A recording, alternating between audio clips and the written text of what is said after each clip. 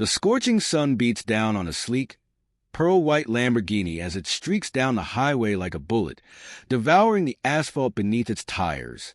The engine growls, a beast untamed, echoing through the open road. Behind the wheel sits Victoria Hastings, a young billionaire whose sharp blue eyes pierce through the tinted windshield, matching the razor-sharp which she wields like a weapon. She doesn't believe in limits. Never has, never will. Her foot presses the accelerator. Harder, faster, chasing a thrill that money can't buy. The wind rushes past, tangling in her perfectly styled blonde hair, while bass-heavy music pounds through the speakers. The melody vibrates through her bones, her diamond-studded fingers tapping rhythmically against the wheel. A smirk tugs at her lips. Power, control, invincibility. And then, in the blink of an eye, everything shatters. A truck, massive and merciless, blows through a red light. It barrels toward her at full speed. There's no time to react. No time to escape. Crash! Metal crumples. Glass explodes. The world tilts, spins, a violent, chaotic blur.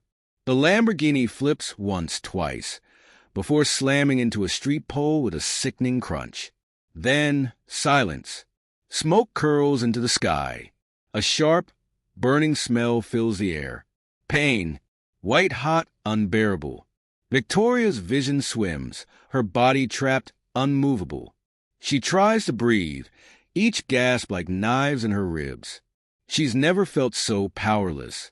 Then, footsteps. A shadow moves against the harsh sunlight, blocking it out. Someone is there. Someone is watching. A voice, young, uncertain but firm. "Ma'am, are you okay? I can help." A 12-year-old boy kneels beside the wreckage. Malik Carter, dark skin, wide, intelligent eyes. His hands, small but steady, reach toward her. Victoria's swollen lips part. She struggles for air. Then, she really sees him. Everything inside her snaps. "Don't touch me," she hisses, voice raw but laced with venom. Even at death's door, she refuses his help. Malik flinches. Hurt flickers across his face, but his hands tighten into fists. He could leave, let her sit in the wreckage of her mistakes, watch her suffer, but he doesn't. He chooses to stay, a decision that will change both of their lives forever. Ignoring her protests, Malik grabs hold of the mangled car door and yanks. The twisted metal groans in protest. The acrid stench of gasoline thickens in the air. The car, leaking fuel. One spark and boom. "Ma'am, we need to go. Now." His voice sharpens into command. Victoria's weak hands push against him, but she's too feeble, helpless. Malik doesn't wait for permission. He grips her arm, pulls, stumbles under her weight, but refuses to let go. They manage 10 steps. Then, boom! The Lamborghini erupts into a fireball. A heat wave slams into them, sending them both crashing to the pavement. Smoke, ash, ringing ears. Victoria coughs. Her whole body trembles. Alive. She's alive. And beside her, breathless, covered in soot, the boy who saved her life. For the first time in her privileged, carefully curated world, she has no words. She wakes up in a hospital bed. The smell of antiseptic fills her nostrils. Pain lingers in her bones. Her assistant, Lauren, paces at the foot of the bed, holding a tablet with a look of dread. "You need to see this." Victoria blinks, eyes adjusting. She reaches out, fingers trembling as she grabs the screen. Headlines. Everywhere. Billionaire racist rescued by black child. Karma. 12-year-old saves Victoria Hastings. She refuses to thank him? Victoria Hastings exposed. Her heart pounds against her ribs. No, her voice is barely a whisper. This isn't happening. She scrolls. The comments brutal, unforgiving. She deserves it. Hope she rots. That kid has a bigger heart than she ever will. Is she even human? Her breath stutters.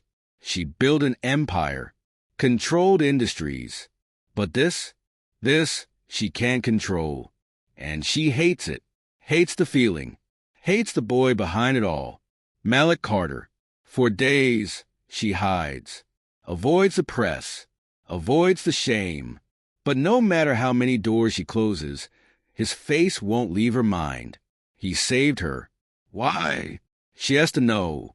So she does what she does best. She tracks him down. When her jet-black Rolls-Royce rolls into Malik's neighborhood, she freezes. It's another world. Trash-lined sidewalks, boarded-up windows, children playing with broken toys. She's never seen this world, never even imagined it existed. And standing in the middle of it all, Malik. Victoria steps out, and silence follows. People stare. A billionaire standing in their world, her heels sinking into cracked pavement. Malik looks up from his worn-out sketchbook, unimpressed. "You're late," he mutters, flipping a page.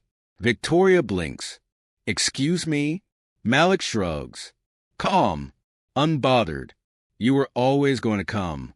People like you always do." When it's about your reputation, her jaw tightens. For the first time, she's the one being judged. She steps closer. "I never thanked you." Malik doesn't even look up. "You don't have to." Her fingers tighten around her purse. "I owe you." Now, he meets her gaze. Steady, unwavering. "You don't owe me. You owe them."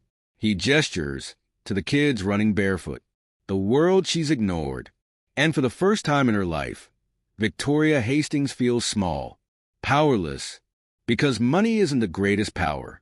This boy, who has nothing, has something she never had, humanity, and it terrifies her. Days later, Victoria makes a choice that stuns the world. Breaking news flashes across every screen. Victoria Hastings donates $10 million to underserved schools. Skepticism, PR stunt, a ploy. But then the truth comes out. She doesn't just write a check. She shows up, sits in classrooms, listens, shakes hands with students. And at the back of the crowd, watching her world collide with his, stands Malik Carter. For the first time, he sees her differently. Maybe, just maybe, people can change. Weeks later, Malik finds an envelope under his door. Inside, a scholarship, a future, a chance. He looks up at the towering skyline. The world Victoria once ruled with cold indifference. Now, it doesn't seem so far away. Because sometimes, true power isn't about wealth. It's about choosing to be better. Would you help someone who despises you? Drop your thoughts in the comments.